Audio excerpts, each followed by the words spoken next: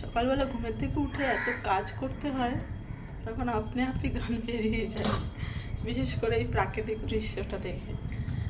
এত রোদ্দুর, কিন্তু রোদের মধ্যে এই যে আকাশের কালারটা চেঞ্জ হয়, আপনারা সবাই নিশ্চয়ই লক্ষ্য করেছেন, আমি শুধু না। মানে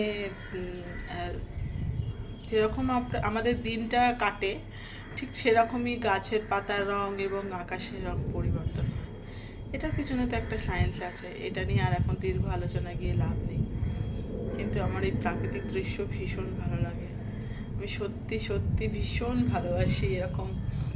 মানে গরমের মধ্যেও যদি আমাকে কেউ বলে ছুটি করতে হয় তো আমি পারবো, কিন্তু খুব যখন রোদ্দুর এসে যাবে একদম না, আমার তখন মাথা গরম হয়ে যাবে। যে সকাল হয়ে গেছে, আপনারা উঠেছেন? নমস্কার, সুপ্রভাত। আশা করি ভালো আছেন আপনারা। তো ভালো থাকবেন। এই গরমে একটু একটু হাওয়া ছাড়ছে, কালকে একটু গরমটা জানি কম ছিল, জানি না, বৃষ্টি হলেও ভালো খুব হয়। জ্যৈষ্ঠ মাস প্রায় শেষের দিকে হতে গেল, তো জানি না কী হবে। মানে জ্যৈষ্ঠ মাস শেষ হতে গেল, এখনো পর্যন্ত কোনো বৃষ্টির আশা নেই। অবশ্য বৃষ্টি সাধারণত আষাঢ় মাস করেই হয়, তো দেখা যাক, আষাঢ় মাস আসলে আশা করা যাচ্ছে হয়তো হবে, আর না হলেই বা কি, এই বছর তো হয়তো বৃষ্টি খুব একটা হবে না। কারণ যেরকম দেখছি গত বছরে, তাও কিন্তু যেরকম গরম পড়েছিল একটু একটু করে, তাও বৃষ্টি হয়েছিল। এবছর কিন্তু সেরকম একটা কিছু দেখা যাচ্ছে না, তাই না?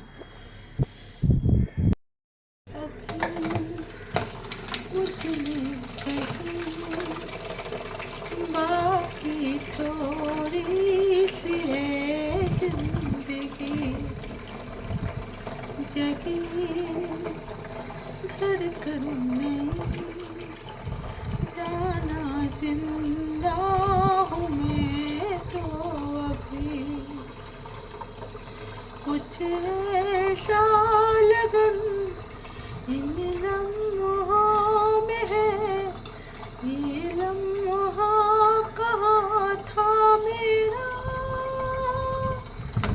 इसे छोड़ो जरा,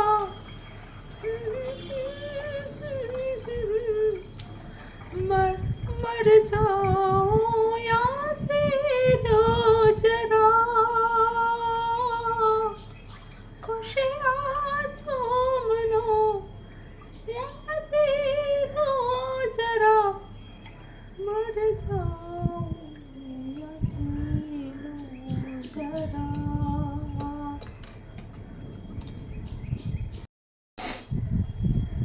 তো যাই হোক, আজকের জন্য এতটুকুই। ভালো থাকবেন, আর ইচ্ছা হলে পান্তা ভাত খান, আর যদি মনে করেন হালকা কিছু খাবেন তো হালকা কিছু খান, হালকা মাছের ঝোল খান, সেটাই ভালো হবে।